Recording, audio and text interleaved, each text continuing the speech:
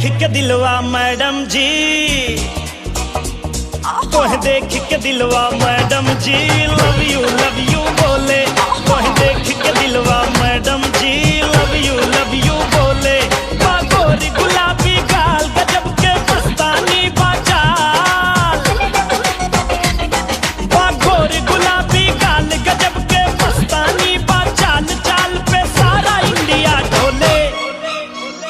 तोह देख के दिलवा मैडम जी लव यू बोले। तोह देख के दिलवा मैडम जी लव यू बोले।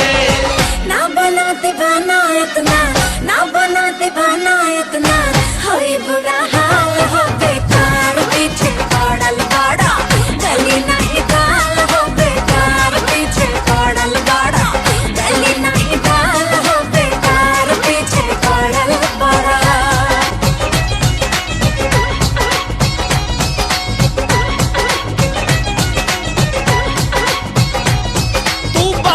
इतना सेक्सी कैसे ना तोह पे मारी, बॉडी बातो हर सॉलिड पीछा कैसे ना करी। हम तोह से करीले प्यार बनाला हमके जोड़ीदार, मोहब्बत मन में मिश्री घोले। तोह देख के दिलवा मैडम जी लव यू बोले। तोह देख के दिलवा मैडम जी लव यू बोले।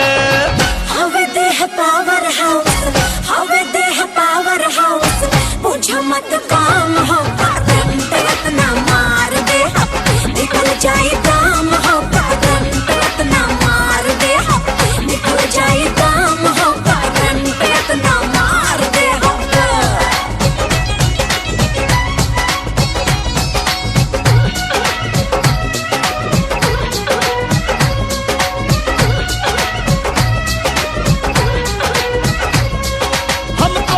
यही अदा पा ये डार्लिंग फिदा हो गईली, बोला कहिया करेंट मरबू तोहरा पे जान लुटैली। हम चाहत नहीं थी जान कि हमारा सिवा के हूँ इंसान, ये तो हर पावर हाउस छूले। तोह देख के दिलवा मैडम जी लव यू